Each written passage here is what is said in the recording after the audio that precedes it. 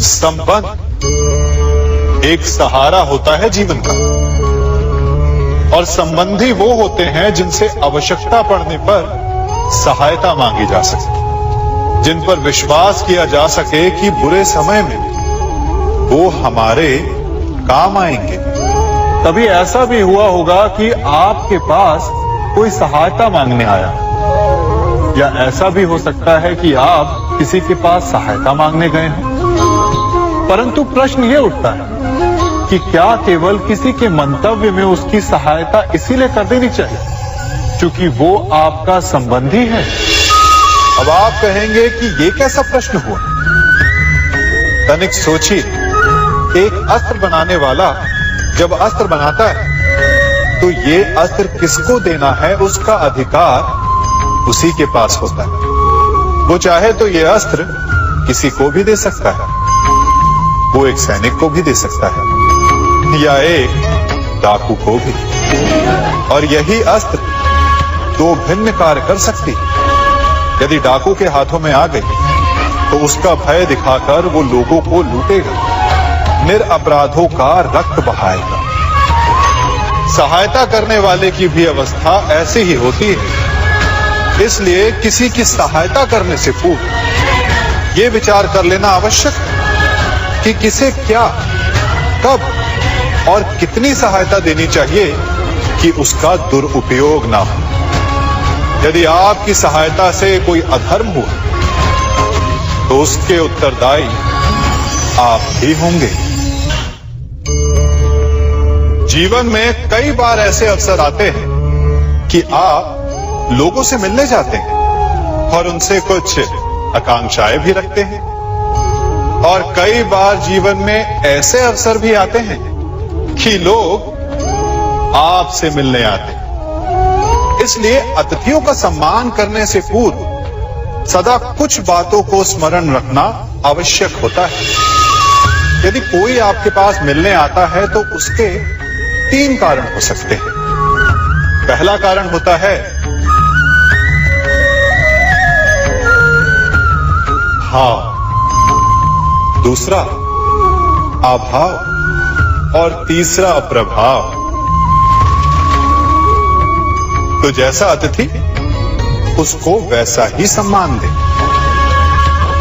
यदि आपके पास कोई भाव से आए तो उसे केवल आपका प्रेम चाहिए, आपका सानिध्य चाहिए, और यदि कोई अभाव में आया तो उसकी उतनी सहायता अवश्य करें जितना आप करने में सक्षम हो, परंतु इतनी अधिक भी ना करें कि वो उस सहायता का दुरुपयोग कर बैठे। और यदि कोई प्रभाव में आया तो स्वयं पर अभिमान ना करें, क्योंकि कभी न कभी जीवन में आप भी भाव, अभाव और प्रभाव के चक्रव्यूह में फंस सकते हैं।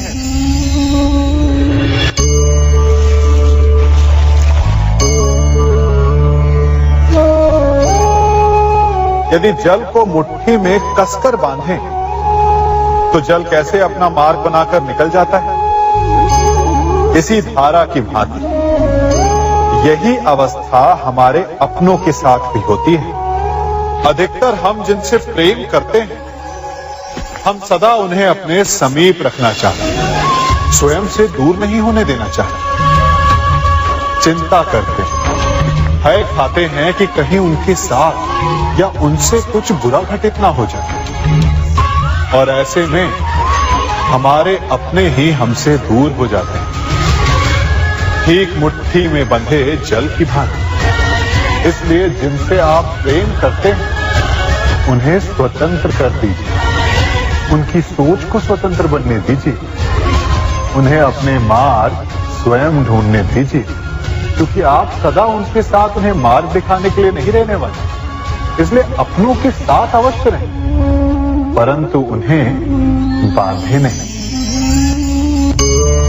जन्म के पश्चात बालक जब पहली बार अपने नेत्र खोलता है तो उसका मन उत्सुकता से भरा होता है कि ये संसार क्या है, उसे क्या दिख रहा है।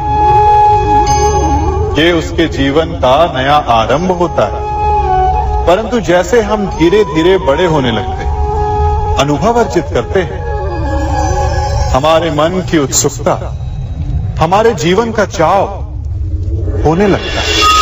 तनिक सोचिए, जब हम सुबह सोकर जगते हैं, अपनी आंखें खोलते हैं, तो उसे ही हम अपने जीवन का प्रारंभ समझ ले तो सुबह से लेकर संध्या तक के समय को ही अपने जीवन जीने का समय समझ ले तो कितनी स्फूर्ति आ जाएगी आप, कितने काम कर पाएंगे, कितने लक्ष्य अर्जित कर पाएंगे। पलों से मिलकर घड़ी बनती, घड़ी से मिलकर प्रहर, प्रहर से मिलकर दिन बनते हैं और दिनों से माह और वर्ष। यदि आप अपना हर पल, हर प्रहर विश्वास से, हर दिन उत्साह से जिए, तो आपका संपूर्ण जीवन सार्थक हो सकता है।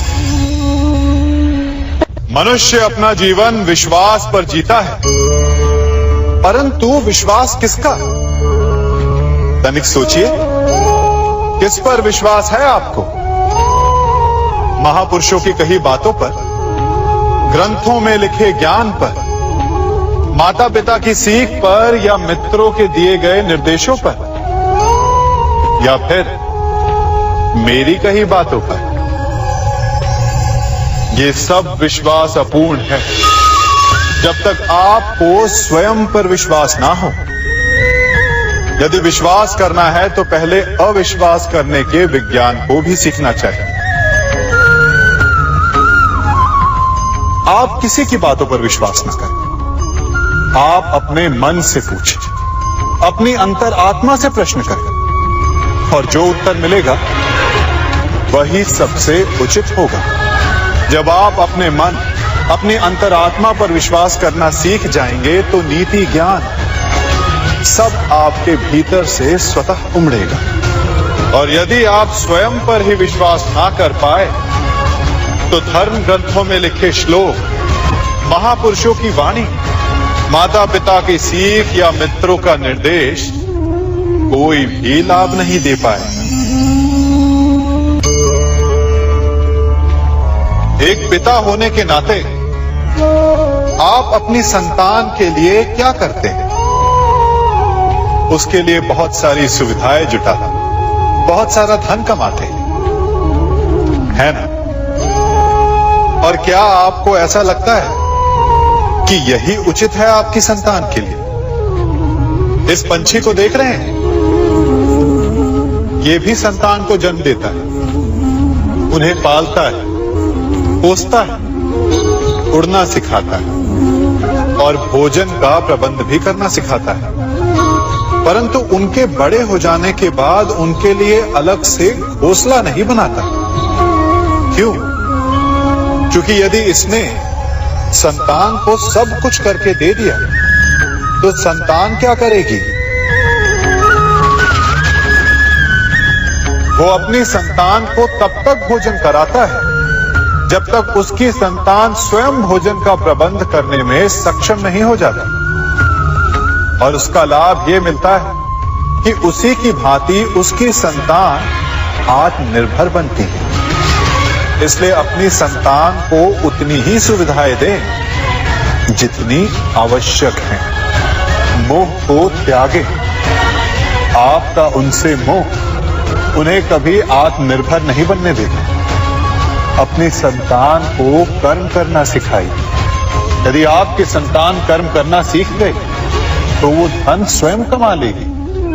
और यदि वो आलसी, अकर्मण्य बन बैठे तो आपके संचित धन का भी नाश कर देगी। संसार में सबसे बड़ा संबंध कौन सा है? अब आप पूछेंगे कि ये कैसा प्रश्न हुआ? इसका उत्तर तो बड़ा सरल है, यही ना? परंतु इस प्रश्न के भी कई उत्तर हैं। कोई कहेगा माता और पुत्र का संबंध, तो कोई कहेगा पिता पुत्री का संबंध, तो कोई पति पत्नी का, और तो कोई भक्त और भगवान का संबंध। परंतु तनिक गहराई से देखेंगे तो पाएंगे कि ये सारे संबंध या तो जन्म से जुड़े होते हैं, या समाज में बना दिए जाते हैं, या फिर किसी आकांक्षा के चलते बनते हैं। तो सबसे बड़ा संबंध कौन सा होता है? उलझ गए ना? सबसे बड़ा संबंध होता है मित्रता का, क्योंकि मित्र हम स्वयं चुनते हैं, जिसमें ना कोई आकांक्षा होती है, ना ही कोई स्वार्थ छिपा होता है। यदि कुछ होता है तो केवल साथ का आनंद। अपने बीते दिनों को स्मरण कीजिए। जब आप घर से बाहर निकलते होंगे तो सबसे पहले किसका स्मरण होता था? मित्र का। परंतु जैसे जैसे मनुष्य बड़ा होता जाता है, सफल होता जाता है, मित्र छूटते जाते हैं और फिर वो अपनी आय, अपने जीवन के स्तर के अनुसार मित्रता करने लगता है। उसके मन में ये विचार आ जाता है कि मित्रता बराबरी वालों से ही होनी चाहिए। यही सोच अनुचित है, क्योंकि मित्रता बराबर वालों से नहीं होती, मित्रता हमें बराबर करती है। इसलिए नए मित्र अवश्य बनाएं, परंतु अपने पुराने मित्रों को भूलिएगा मत।